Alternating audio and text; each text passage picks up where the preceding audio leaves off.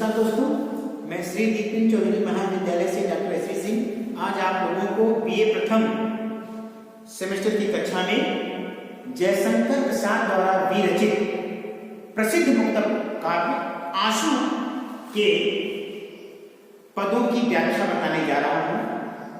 आप लोग ध्यान से पढ़िएगा और समझिएगा, ठीक है। आइए जयशंकर प्रसाद द्वारा रचित आंसू की पहली पंक्ति को देखते हैं। इस कड़वा गणित हृदय में अब विकल रागनी बजती, क्यों हाहाकार स्वरों में वेदना असीम गरजती। ठीक है, आइए इसकी व्याख्या देखते हैं। यहां पर प्रसंग जयशंकर प्रसाद जी ने अपने अलौकिक अव्यक्त एवं रहस्यमय प्रियतम के वियोग की पीड़ा, ठीक, प्रियतम यानी प्रियतमा के वियोग की पीड़ा को अपनी वाणी में व्यक्त करते हुए कह रहे हैं कि जैसे प्रसाद कहते हैं कि मेरा हृदय करुणा की भावना से सुशोभित हो रहा है, मेरे मन में सबके प्रति दया की भावना विद्यमान है, मेरे इस करुणा भरे हृदय में व्याकुल कर देने वाली रागिनी सदा बजती रहती है, जिसके कारण मेरा हृदय सदा व्याकुल रहता है। मेरी असीम वेदना न जाने क्यों हाहाकार स्वरों में गरजती रहती है। मेरे दुख की कोई सीमा नहीं है, मेरा दुख हाहाकार का स्वर करता हुआ गरजता करता है। ठीक, अब बच्चों विशेष क्या लिखोगे? यहां पर करुणा कलित में अनुप्रास लगता है, विकल रागनी में विशेषण विपर्य अलंकार है। यहां पर कवि ने अपने वियोग का संकेत करने में सर्वाधिक सफलता अर्जित की है। ये आंसू की रहस्यवादी पंक्तियां हैं, रहस्यवादी कविता है यानी पंक्ति है। ठीक है, आइए दूसरी पंक्ति देखते हैं। मानस सागर के तट पर क्यों लोल लहरी की भांति, कल कल ध्वनि से कहती है कुछ विस्मृत बीती बातें। ठीक, प्रस्तुत पंक्तियां प्रसाद जी ने विरह व्यथित प्रेमी के चित्त की वेदना को व्यक्त करते हुए कह रहे हैं। कवि कहता है कि प्रिय के चीर में वियोग न जाने क्यों मेरे हृदय में हलचल सी मच रही।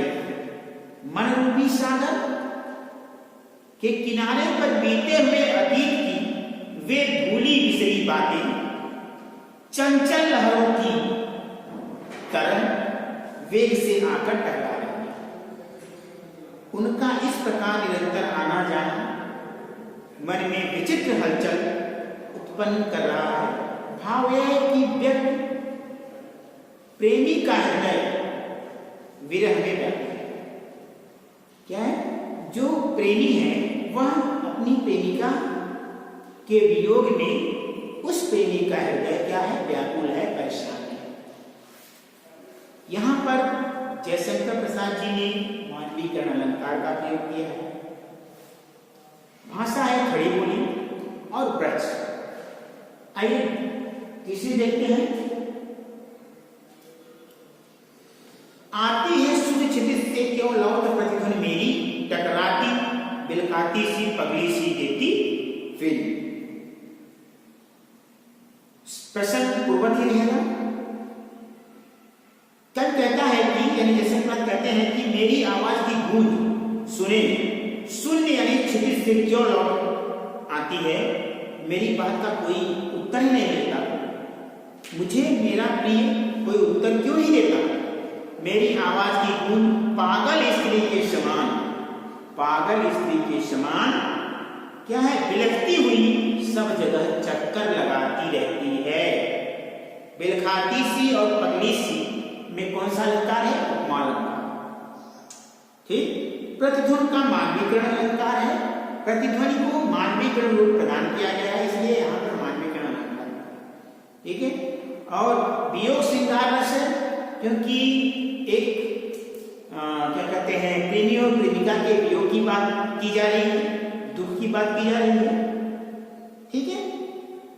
आइए अगली पंक्ति देखते हैं। क्यों व्यथित वियोग उदासी, छिटका कर दोनों छोड़े, चेतना तरंगिनी मेरी रहती है, मृदुल है। ठीक। प्रस्तुत पंक्तियों में कवि ने व्यथित प्रेमी के हृदय की पीड़ा को व्यक्त किया है। यानी व्यथित प्रेमी यानी प्रेमिका, प्रेमी के यानी प्रियतम के हृदय की पीड़ा को व्यक्त किया है। ठीक। आइए व्याख्या देखते हैं। जयशंकर प्रसाद कहते हैं कि दुख से भरी हुई चेतना व्योम गंगा की तरह, आकाश गंगा की तरह दोनों किनारों को छिटकाकर मधुर हिलोरे ले रही है। भाव यह कि व्यथा से पूर्ण चेतना मधुर हिलोरे ले रही है। क्यों व्यथित सी में रूपक अलंकार, प्रभावपूर्ण खड़ी बोली का प्रयोग किया गया है। ठीक है, समझ में आ गया बच्चों। आइए अगली व्याख्या देखते हैं। बस गई एक बस्ती में, बस गई एक बस्ती है स्मृतियों की इसी हृदय में, नक्षत्र लोक फैला है जैसे इस नील निलय। ठीक। बस गई एक बस्ती, बस्ती मतलब होता है क्या, मोहल्ला। ठीक।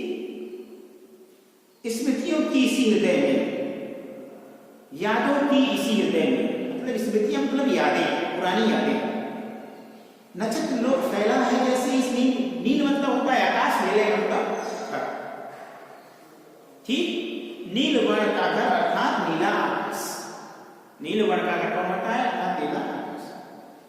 प्रसन्न अपने पूर्व काल के सुखद क्षणों को याद करता हुआ कवि का प्रेमी मन, कवि का जो प्रेमी मन है वह आज विरह व्यथा से पीड़ित है। अब वह अपने मन में पुरानी स्मृतियों को ही बसा पाता है। अतः उसके बारे में कवि कहता है कि, कवि कहते हैं कि जिस प्रकार नीले आकाश में तारों का समुद्र सदा फैला रहता है, उसी प्रकार मेरे हृदय में यादों की या सुधियों की, यादों की एक बस्ती बस गई। अर्थात जैसे नील वर्ण के आकाश में अनगिनत तारे टिमटिमाते रहते हैं, वैसे ही कवि के दुख के अंधेरे से आच्छादित मन, दुखी मन में स्मृतियां सदा कौंध कर उसे दुख से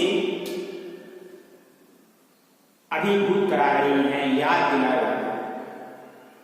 कहने का तात्पर्य है कि प्रीतम के वियोग में कवि का जो प्रेमी मन है, अब वह सदैव उन्हीं की यादों में डूबा रहता है, अपने प्रियतमा को ही याद करता है। यहां पर विशेष क्या लिखोगे, भाषा तो खड़ी बोली है। प्रीतम की याद में खोए हुए प्रेमी जन के मन का प्रसाद जी ने प्रभावकारी चित्र प्रस्तुत किया है।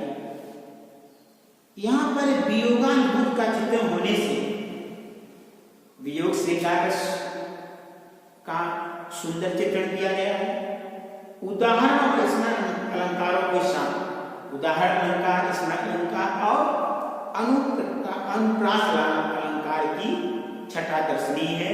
अनुप्रास अलंकार का प्रयोग किया गया है। ठीक है, समझ में आ गया। ठीक, तो आज के लिए इतना ही बच्चों। उम्मीद करता हूं कि मैंने आपको जो जयशंकर प्रसाद द्वारा रचित प्रसिद्ध मुक्तकार आंसू के 5 पदों की व्याख्या आपको बताई, वह आपको अच्छी तरह से समझ में आ गई होगी। बहुत बहुत धन्यवाद।